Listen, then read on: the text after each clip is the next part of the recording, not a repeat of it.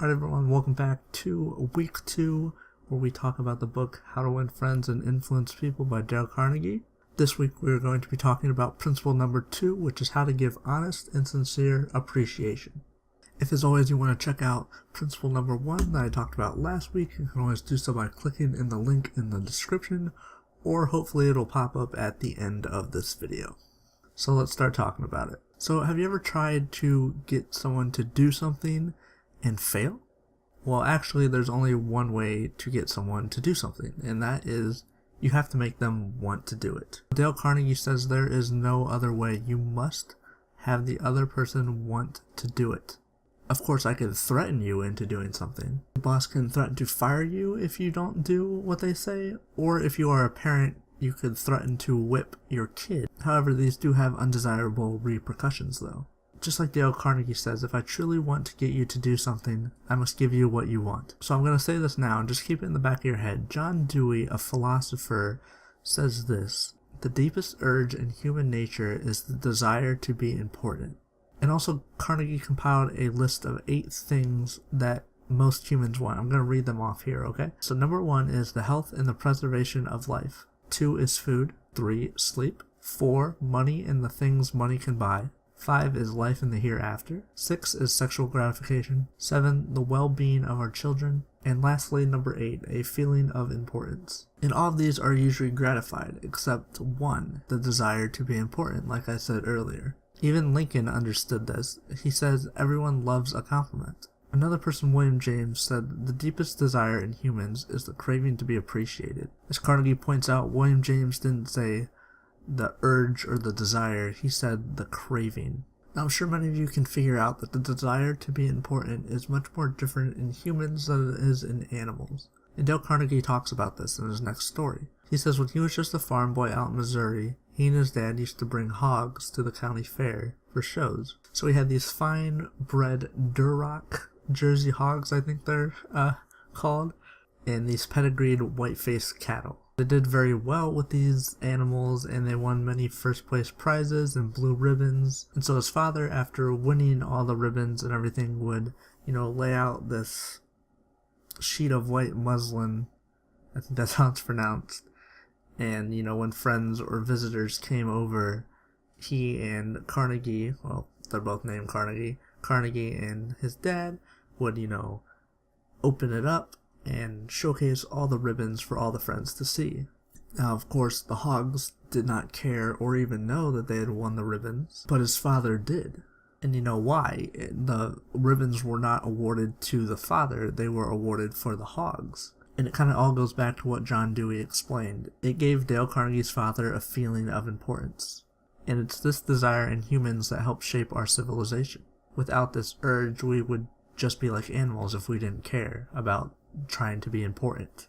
So how do we make someone feel importance in the world? And it's really easy. We have to give honest and sincere appreciation. And that's what this whole lesson is about in this chapter. But remember this, and this is very important, it has to be honest appreciation. It has to be very sincere. So one of the first people in America to be paid a salary over $1 million was Charles Schwab in 1921. And $1 million today still is a lot, but think about that in 1921, holy cow. So he was the first president of the United States Steel Company. And did he make his millions because he was an expert in steel, that he knew so much more about steel than everyone else? No, even Charles Schwab himself always said this, that he had many men working for him that knew way more about steel than he would ever know. So when he was asked how did he make his fortune and how did he become so successful, he said this, and I'm going to read it. I consider my ability to arouse enthusiasm among my people. The greatest asset I possess in the way to develop the best part that is in a person is by appreciation and encouragement.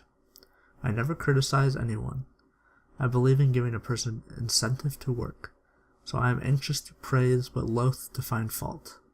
If I like anything, I am hearty in my approbation and lavish in my praise.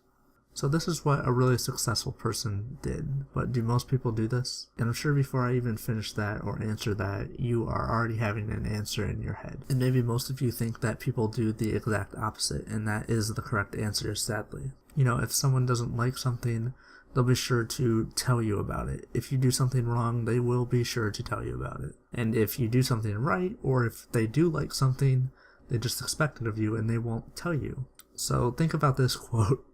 Once I did bad, and that I heard ever. Twice I did good, but that I heard never. And that's really saying I did one bad thing and you're going to tell me about it, but I did a million good things, but I'll never hear about it. And once again, Charles Schwab worked with many, many people in his career, and he found that people in life work better when they receive honest and sincere appreciation.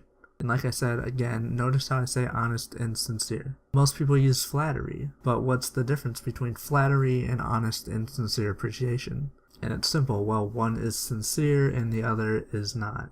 One comes from the heart, the other from the teeth out. One is unselfish, the other is selfish. One is universally admired, the other universally condemned. If all we had to do was flatter, everyone would catch on and we would all be experts in human relations.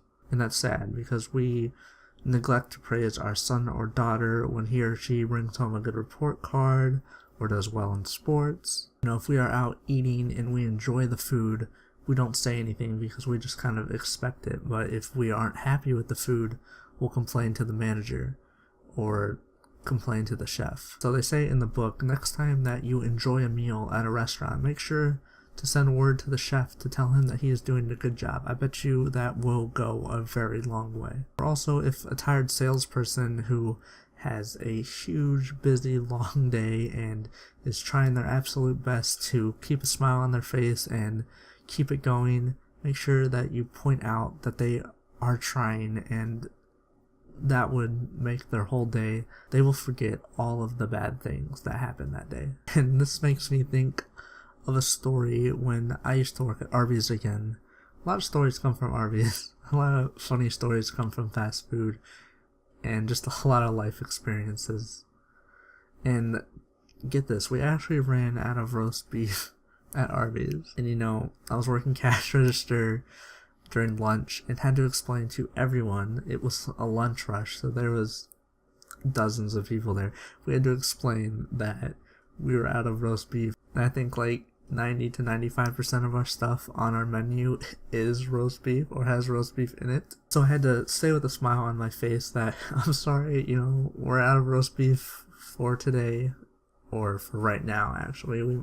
We had more cooking in the back. The thing was, one of our managers from last night, or from the night before, forgot to put in the roast beef, so we didn't have any ready. We had to cook some more. So all the customers were like, how can this be?